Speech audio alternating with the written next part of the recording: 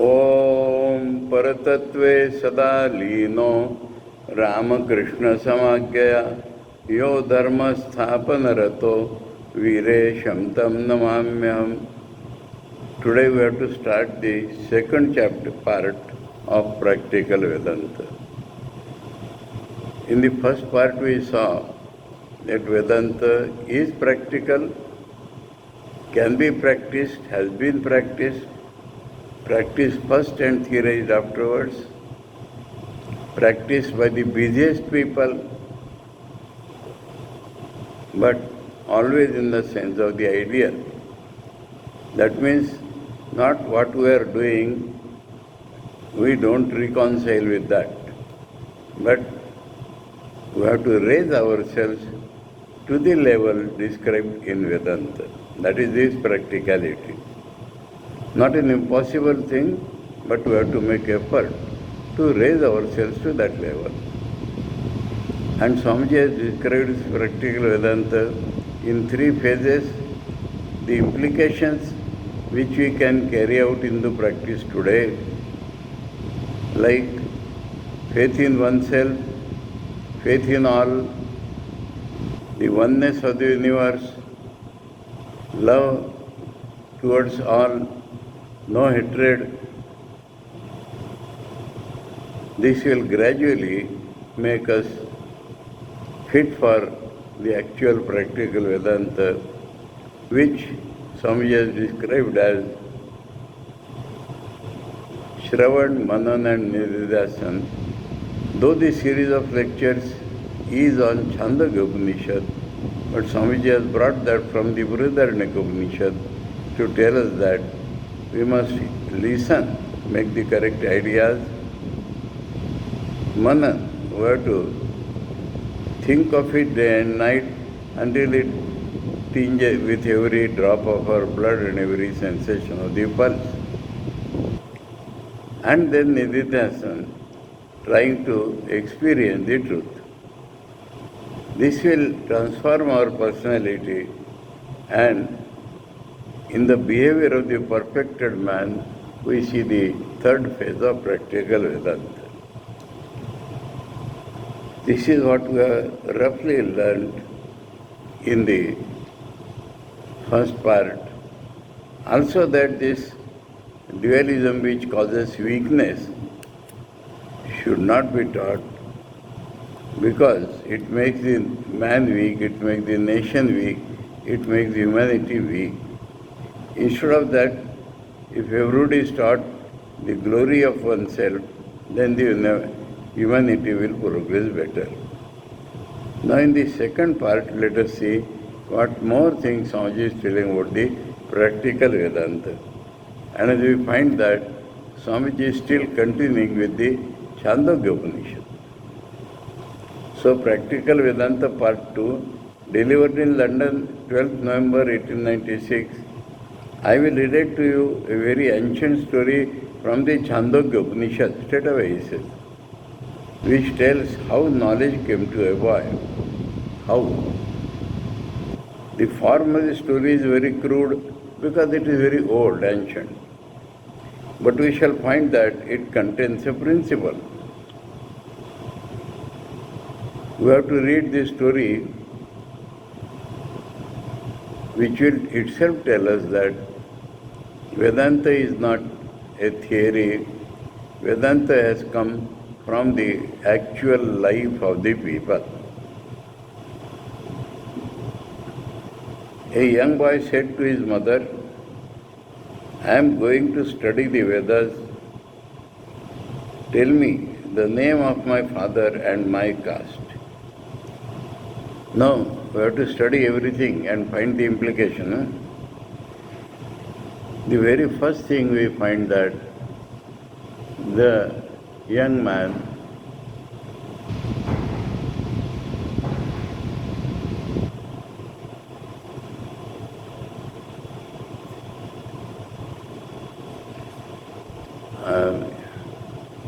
is keen to learn. The young man is keen to learn.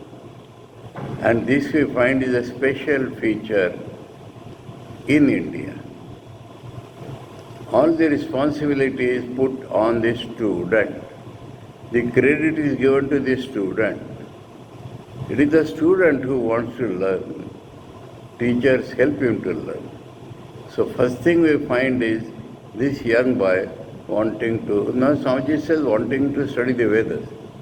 That means the knowledge which we gain by the five senses and the reason built upon that, which is called physical science, anybody can learn. But the subtler knowledge has to be learned. What is good and bad, the physical science won't tell us. But the life is built upon good things, spiritual things, and so the person to become a real man must learn. That is the first principle we saw. The second thing, in Sanskrit the word is gotra. There is no equivalent in English. And so, Swamiji has, in a general way, translated as caste here. We will see that after 2-3 sentences, next sentence, Swamiji has translated as family name. Family name. Then after some time, again as caste. What is a caste? What is a family name? In any family, some important person is born. Some person who is different from others is born. And his generations are always known from his name. That is Gotra. The family lineage, that is Gotra. And when we go for school, 2 things will be asked of us, naturally. One is father's name, to identify a person and to find what sanskaras he carries. So when you go to school, what is your name? So and so. What is your father's name? So and so. What is your gotra? So and so. This should be the universal way, though we do not find it everywhere in India. But that was the old Indian tradition. So the family lineage, from this father this son is born, and your own name. That is how the identification takes place. That is also an important thing, to know what sanskaras he already carries. So in a general way, Swamiji has translated as caste. Tell me the name of my father and my caste. So he knows that when I go to learn, this is what will be asked of me. The mother was not a married woman, and in India, the child of a woman who has not been married is considered an outcast. He is not recognized by society and is not entitled to study the Vedas. Now here we will find great deviation from the great Shankaracharya. He has tried to interpret it in such a way that it becomes meaningless. Swamiji has gone straight, direct, as it appears in the book. Anyway, those who read Shankar Bhashya will find, she was a married woman, Shankar will say, did not remember to ask her husband his name, very, very strange indeed. And his gotra, while the marriage is arranged itself, these things are known anyway. That is how Shankar has tried to interpret, to hide the very direct meaning, as Swamiji has given that she was not a married woman. Later on, when the Guru says damaging truth, if she was married, where is the damaging truth? Anyway, so this is another thing. She was not a married woman. And as Swamiji says, in India, the child of a woman, etc., etc. These are the social patterns. The single mother and all that is a modern fad. Unless the mother is married, anyway, you find out. So these are the traditions in India. We have to learn from here. He is considered an outcast. That boy, he is not recognized by society and is not entitled to study the Vedas. To study the Vedas, you require a minimum receptivity, and that is not expected with these bastard students.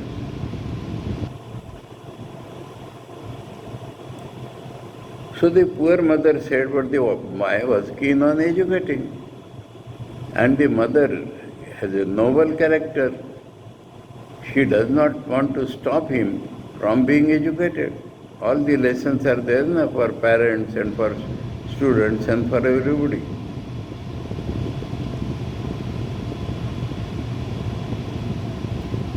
So the poor mother said, my child, I do not know your family name. I was in service and served in different places. This is very rational appearance of the explanation. Did not go about rigmarole.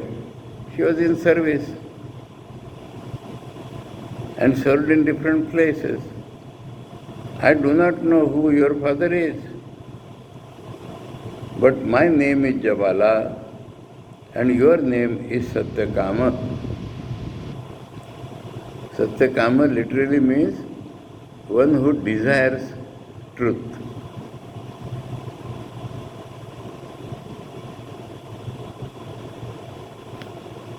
The little child went to a sage and asked to be taken as a student. So another aspect is that teaching was by the sages who knew things. The things which they are teaching were known to them.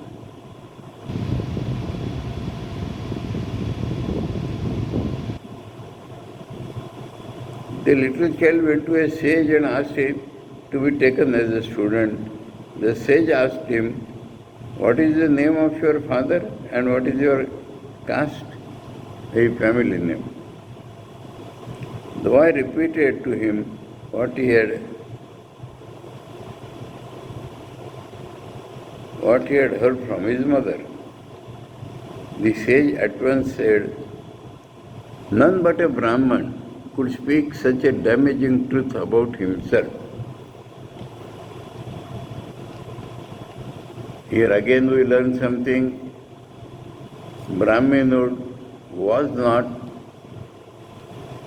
is not, should not be hereditary. Brahminhood is by the characteristics of the particular person.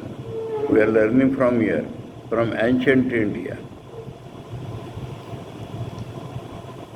Brahmin is known by the character. What is Brahmin?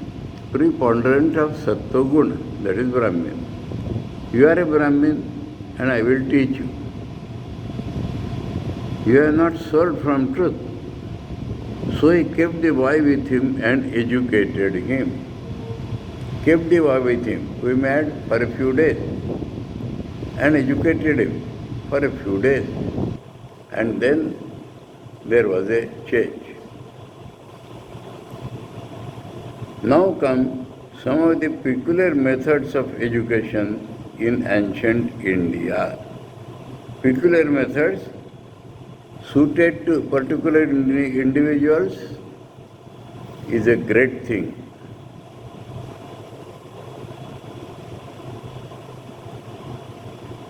Even in general way, what we learn in the four walls, within the four walls of the classroom, cannot be the only learning.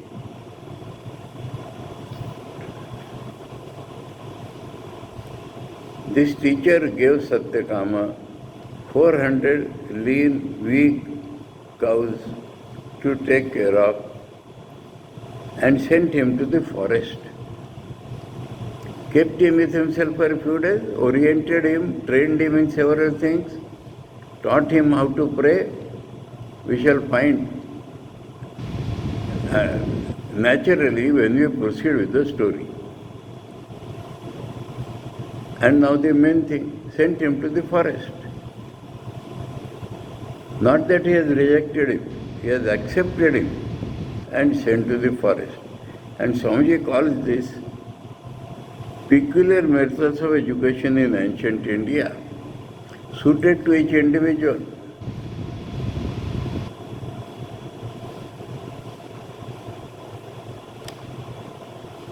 There he went and lived for some time. What he was given, the teacher had told him,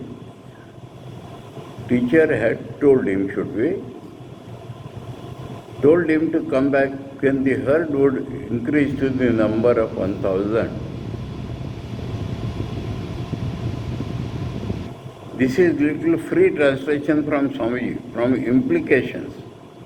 In the story, the teacher does not tell anything. He asks him, take these 400 lean, thin cows and serve them. It was the boy's pre-knowledge and a sankalpa. He made it objective. He put an objective before himself. That if I sincerely serve these cows, they will increase. And that is the purpose of the householder, that Guru, though he has not specifically told about it. And he set an objective in his mind. If they become healthy, how long to serve them? How long it will be necessary to keep them in forest? All that teacher has not told him. But the student has made ideas in his own mind and objectively thinks that I will come back only when they become 1,000. That was the student's thought. And funny thing, we will find that after he goes to the school, he forgets even that idea of objectivity.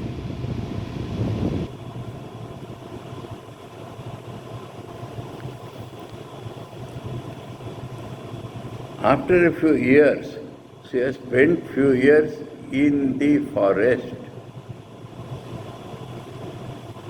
We do not hear of anything being given to the student. So he has to sustain himself, he has to tend to the cows, everything living in a forest. After a few years, one day, Satyakam heard a big bull in the recent saying, big bull in the herd saying to him. So, the bull told him, we have become 1,000. Another psychological important thing. He has objectified by thinking that when they become 1,000, I will take them back.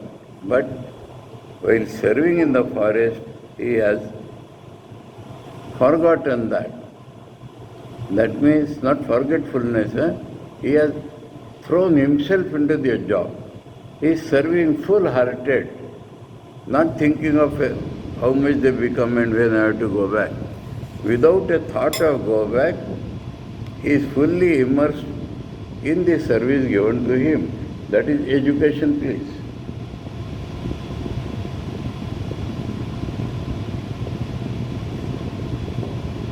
Education is the manifestation of perfection already in man. So education is not book learning, though Vedas is the target. Education is training of the mind. And so we find he is sent to the forest life, free to nature. No separate provision for food. You collect and eat. How many things are involved in the story, you remember. And he accepts it joyfully. As the teacher has accepted it with full heart, the student has accepted teachers telling him with a full heart.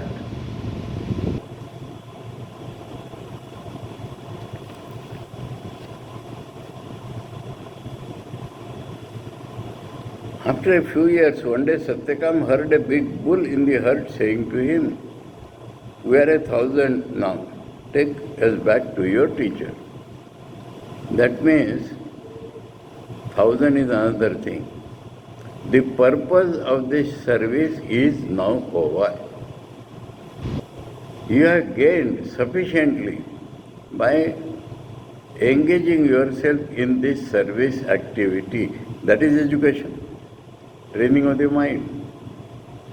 To tend to 400 cows till they become 1,000 is not a child's play. He was a mere boy. He was not given other helps. So all this is the practical part of Vedanta.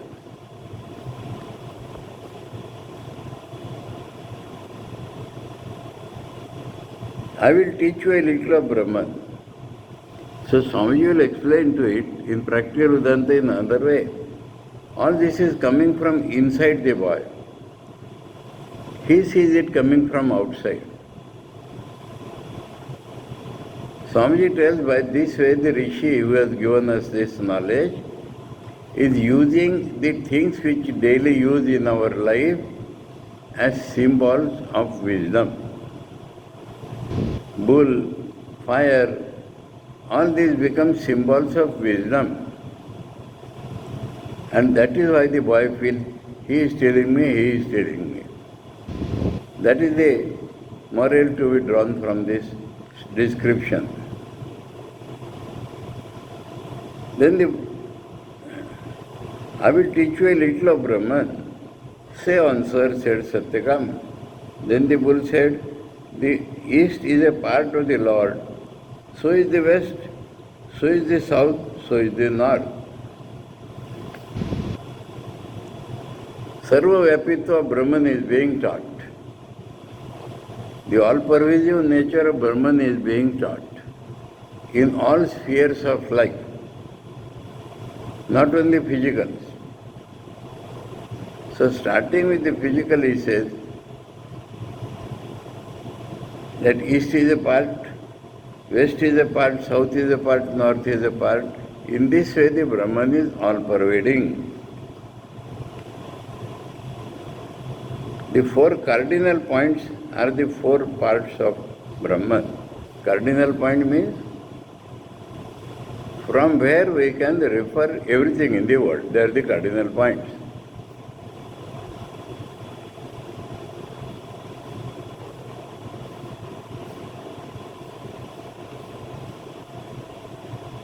Fire will also teach you something of Brahman.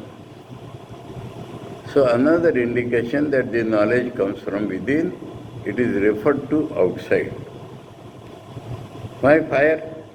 Fire was a great symbol in those days, and every student had to procure fire and make offerings, procure that.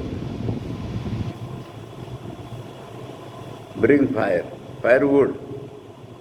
How to kindle the fire, they were taught. Make a fire.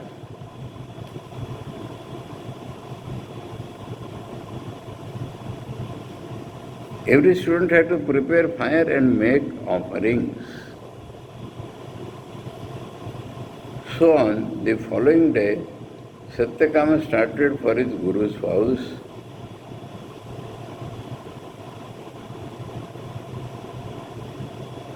And when in the evening he had performed his oblation and worshipped at the fire and was sitting near it, we learn everything from this. though the story is not narrated, but involved in the first sentence that the Guru kept him for some time. So there is taught some fundamentals of life which has to be practiced though you are going to the forest. So in the forest also you have to do the same thing. That is called the sadhana. And what is that?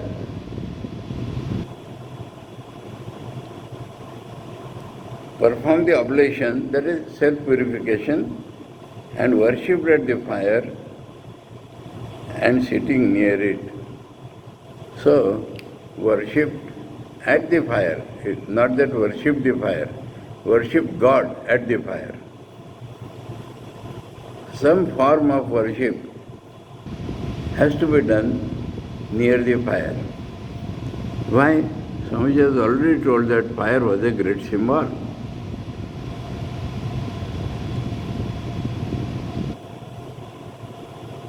So on the following day, Satyakam started for his Guru's house return journey. And when in the evening he had performed this oblation and worshipped at the fire and was sitting near it, he heard a voice come from the fire. O Satyakama, speak, Lord, said Satyakama. Now to make the Christians attend in the class by some upamana so that they can accept this narration, Swamiji is telling them, perhaps you may remember a very similar story in the Old Testament, how Samuel heard a mysterious voice. Vedanta is not a philosophy. Vedanta is the comprehensive way of life. I remember in a symposium, one so-called Vedantist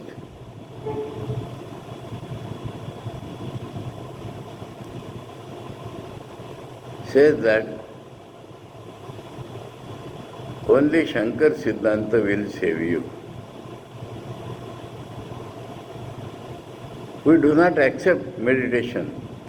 We do not accept samadhi. We do not accept special experience. We should not expect any mystic experience, he said that in the lecture.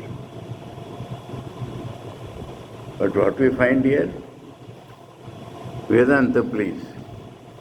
Chandogya Upanishad. Let me tell you, these are from the 4th chapter of the Chandogya Upanishad.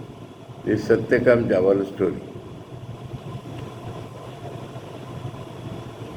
Perhaps you may remember a very similar story in the Old Testament where Samuel heard a mysterious voice.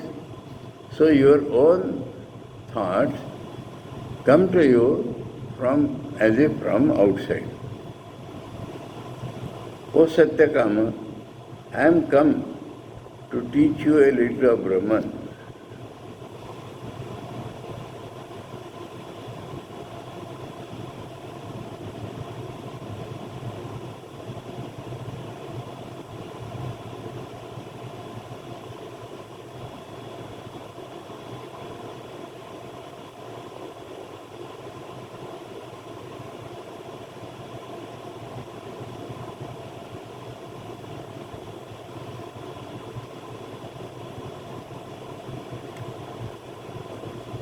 O Satyakama, I am come to teach you a little of Brahman.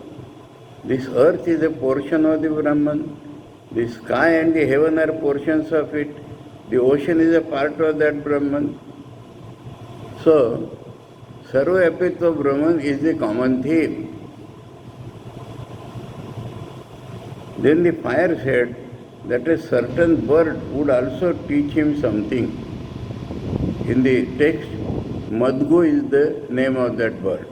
Name means that species of the bird. It is strange for the Westerners, so Swamiji calls it a certain bird. Satyakama continued his journey, and on the next day, when he had performed his evening sacrifice, here the swan came to him and said, The fourth time that another word comes.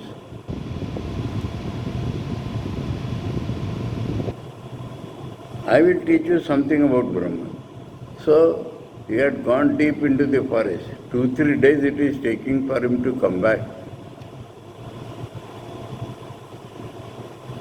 I will teach you something about Brahman. This fire which you worship, O Satyakam, is a part of that Brahman. The sun is a part, the moon is a part, the lightning is a part of the Brahman. Oh, the name is given here. A bird called Madhu will tell you more about it. So he has mentioned all the luminaries to show that Brahman is consciousness. So he has used all the luminaries. The fire, the moon, the sun, the moon and the lightning. They are parts of Brahman.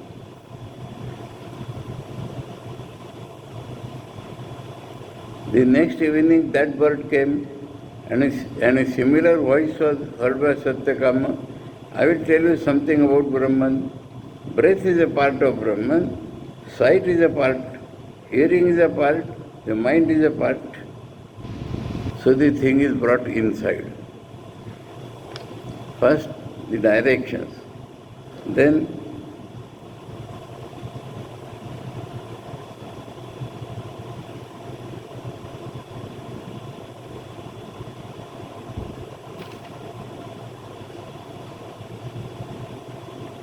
the earth, the sky, the cosmic things. Then the luminaries. And then inside our personality.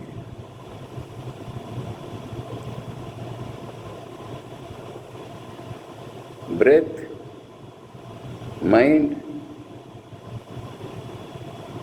sight, they are called parts of Brahman.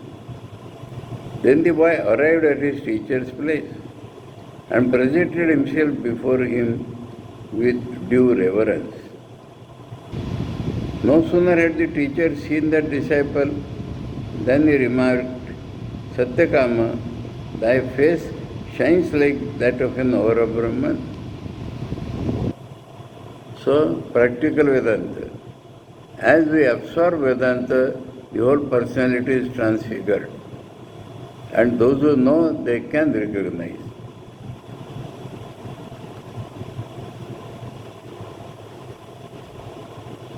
Who then has taught thee? So this process of service itself has given that knowledge. Beings other than men, replied Satyakama, but I wish that you should teach me, sir, for I have heard from men like you that knowledge which is learned from the Guru, from a Guru alone leads to the supreme good. That is the important point. The Guru has experienced and transmits knowledge. The bull and other things are speaking our own thoughts. Then the sage taught him the same knowledge which he had received from the gods. There were supposed to be gods living in those things. And nothing was left out. Nothing was left out.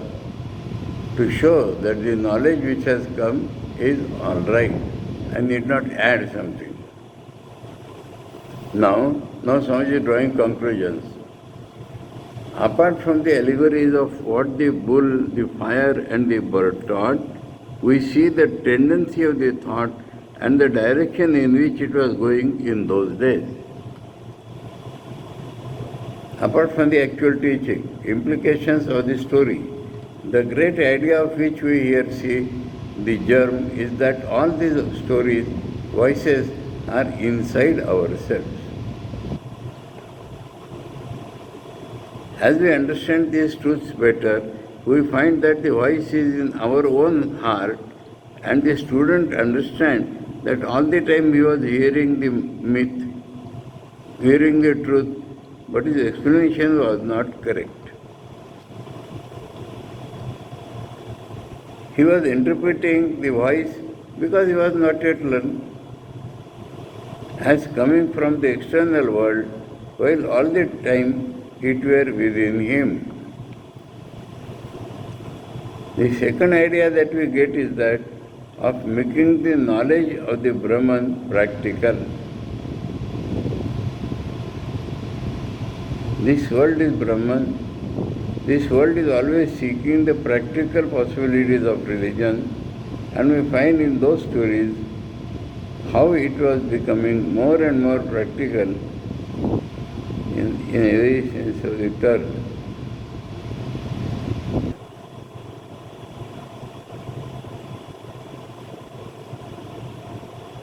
The world is always seeking the practical possibilities of religion, and we find in those stories how it was becoming more and more practical every day. The truth was shown through everything with which the students were familiar. That is the main point Swamiji is drawing out. The fire they were worshipping was Brahman, the earth was a part of Brahman, and so on. The next story in this very chapter belongs to Upakoshala Kamalayan, a disciple of this Shvetakettu. That means Satyakama. So when Satyakama grew up, he did not go to his house. He had his own Gurukul, and students were coming to him. Continuity of education. Who went to be taught by him and dwelt with him for some time. Now Satyakama went away on a journey, and the student became very downhearted. The situation is that there is a formal ritual called the completion of education, equivalent to our convocation. And in that case, he did it for others, not for this boy, Upakosha, and went away. So the student became disheartened, and when the teacher's wife came and asked him why he was not eating, the boy said, "I am too unhappy to eat." Then a voice came from the fire he was worshipping, saying, "This life is Brahman, Brahman is the ether, and Brahman is happiness. No Brahman." Ether was the concept of space in the minds of the Westerners for some time.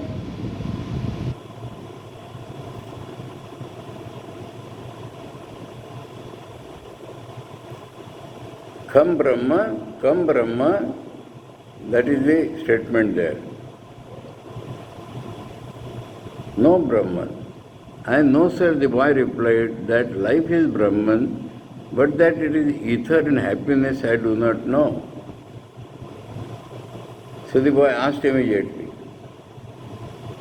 Then it explained that the two words, ether and happiness, signified one thing in reality, namely the sentient ether, pure intelligence that resides in the heart.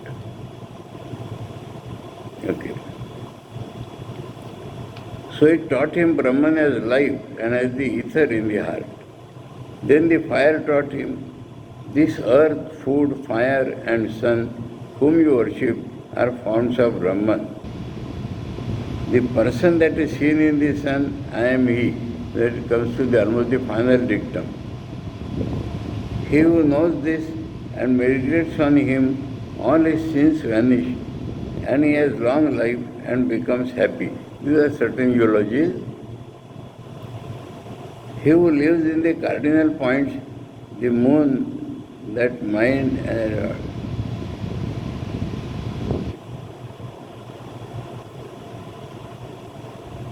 the moon, the stars and the water, I am he. He who lives in this life, the ether, the heavens and the lightning, I am he. Here too we see the same idea of practical religion. I am he is the constant theme. The things which they were worshipping, such as the fire, the sun, the moon and so forth, and the voice with which they were familiar, form the subject of the stories which explain them and give them a higher meaning. So whatever was around them is either speaking of Brahman or is being shown as Brahman. That is practical. A different type of practicality Swamiji explained in the second chapter. Give them a higher meaning. And this is the real practical side of Vedanta.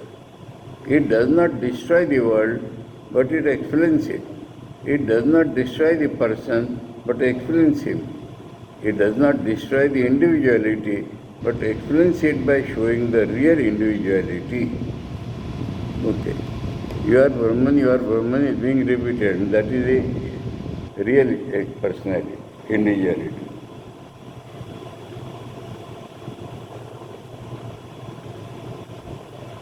It does not show that this world is vain and does not exist, but it says, understand what this world is, so that it may not hurt you. If we take the world to be separate, it hurts us.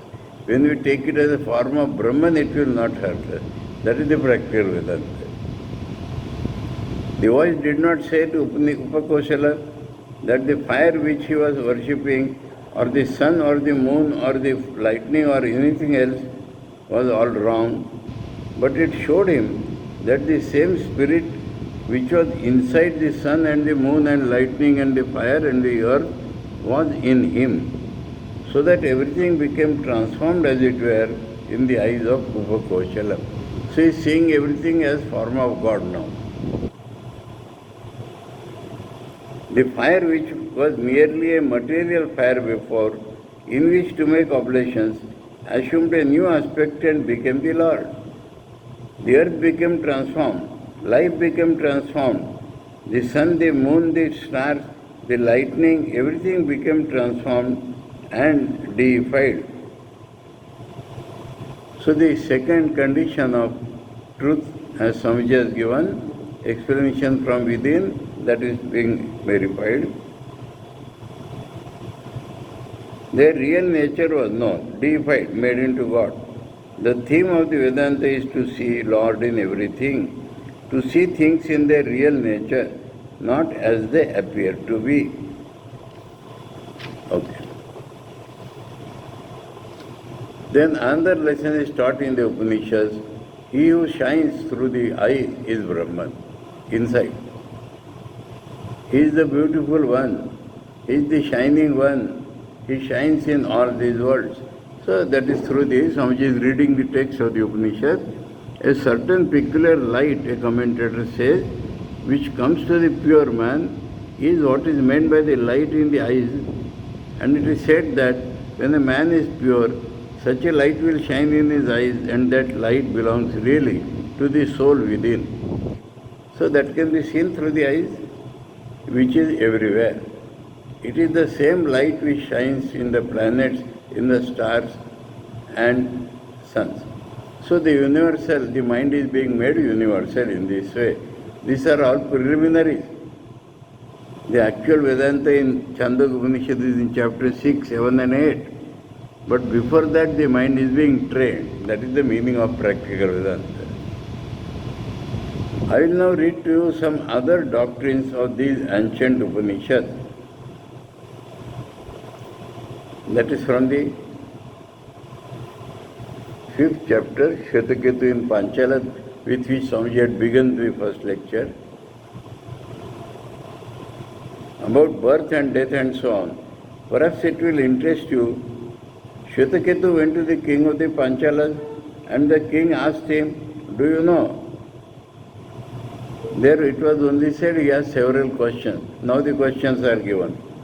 Do you know where people go when they die? Do you know how they come back?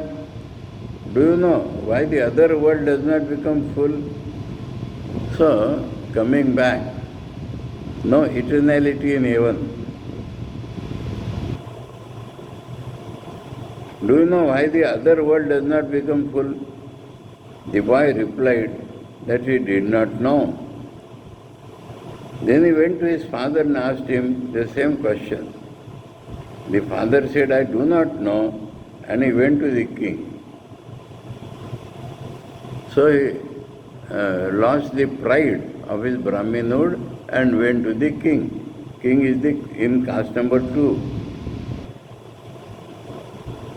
Then he went to his father and asked him the same question. The father said, I do not know, and he went to the king. The king said that this knowledge was never known to the priests. It was only with the kings. And that was the reason why kings ruled the world. Okay. This man stayed with the king for some time, but the king said he wanted to teach him. The other world, O Gautama, is the fire.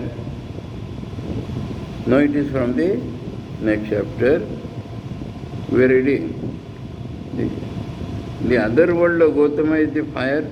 The sun is its fuel. The rays are the smoke. The day is the flame, compared with a sacrifice which was the common in those days. So that being transformed into something else. The moon is the embers and the stars are the sparks. In this fire, the gods pour libation of faith, and from this libation King Soma is born. Let us continue reading. So on he goes. You need not make oblation to that little fire. The whole world is that fire, that is implication. And this oblation, this worship is continuously going on. The gods and the angels and everybody is worshipping it. Man is the greatest symbol of fire, the body of man. Okay, we can worship through man. Here also we see the ideal becoming practical, and Brahman is seen in everything. The principle that underlines all these stories is that invented symbolism may be good and helpful, but already better symbols exist than any we can invent. So all the things in the outside world are made symbols.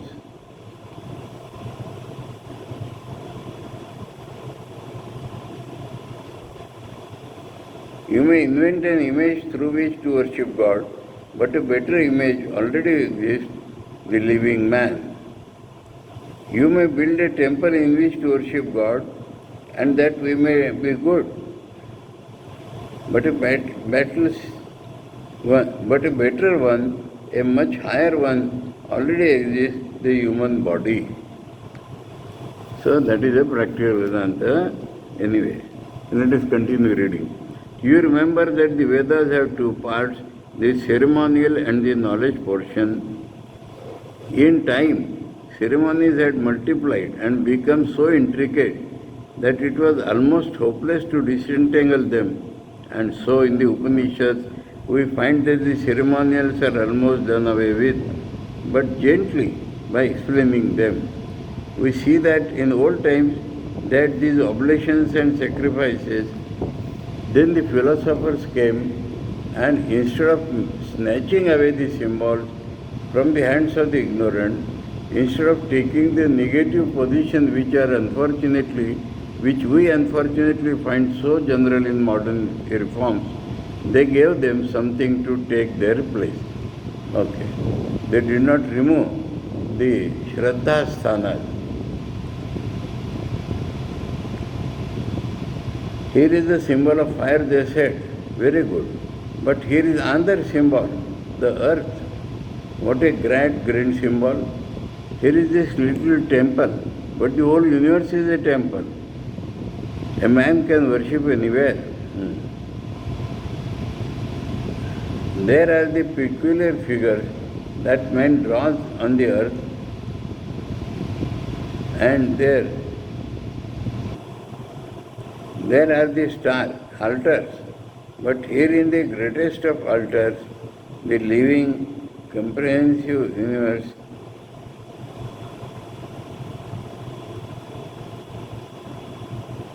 the living conscious human body, and to worship at this altar is far higher than worship any dead symbols. Okay. We now come to a peculiar doctrine. I do not understand enough of it myself. If you can make something out of it, I will read it to you. When a man dies, who has by meditation purified himself. I think we take it up on the next term. Because in the second lecture, Swamiji is reading more and implications he is drawing. So you'll find some more thing in the further part of the second lecture, and we have seen that things of daily use are being converted as symbols. The growth of the boy through going to the forest. So in these ways, indirectly the practical Vedanta is being taught.